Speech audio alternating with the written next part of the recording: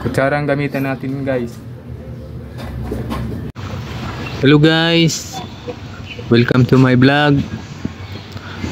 Kilala nyo ba ang tanim na ito guys? Ito po ay napakabisa pong gamot sa batang may lagnat. Kung ang bata nyo ay pwede nang painumin ng tubig o 6 months pataas, ito po ay napakabisa po na gamot, itong bulaklak na ito.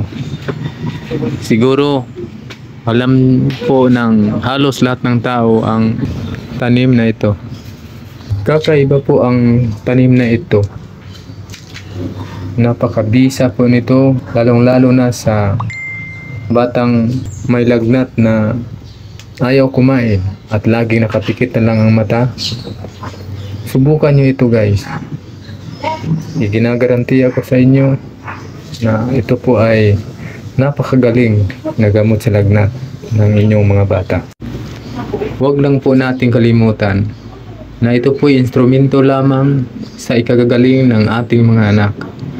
Lagi po nating tandaan na mayroong isang nagpapagaling ng ating mga sakit at walang iba kundi ang Diyos. Ito na guys, lagay natin dito guys sa kaldero guys upang makapag-umpisa na tayong maglaga. Ito guys, lagay na natin. Ganito lang kadali guys ang gumawa ng alternatibong gamot sa lagnat guys sa batang may edad 6 years pataas guys. Ganito lang guys. So, lagyan na natin ng tubig.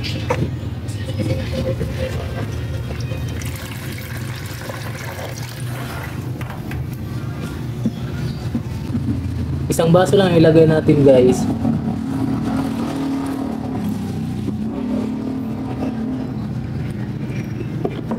Ito guys, isang baso. Okay na ito guys. Isang baso lang ilagay natin guys. Pagkatapos pakuluan po natin ito guys ng mga 3 to 7 minutes. Okay na yun guys. Ito na guys, umpisa na natin. Hintay lang tayo ng mga 3 to 7 minutes guys. Pwede na natin mapainom sa batang may lagnat. Ayan guys, bukulo na guys. Hintayin natin na mag-iba yung kulay ng tubig guys. Kaya malalaman naman natin na pwede na siyang ipainom sa batang may lagnat. Guys, balik na rin kunti. Okay na yan guys. Pwede na ito nating ihain guys sa batang may lagnat. Guys, ano ito? Sa arit.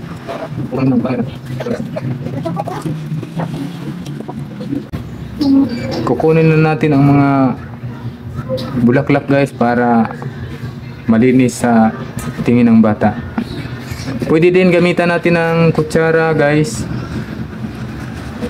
para hindi po siya magsawa. Kutsara ang gamitan natin guys.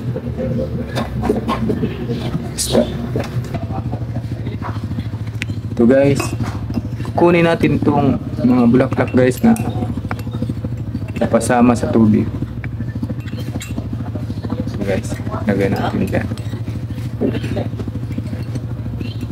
Tubig lang po ang dapat makita ng bata guys para hindi siya maiilang sa pag-iinom.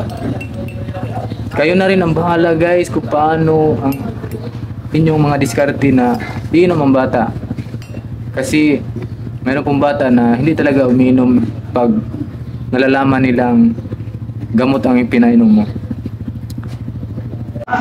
At dahan-dahan lang po guys sa pagpapainom.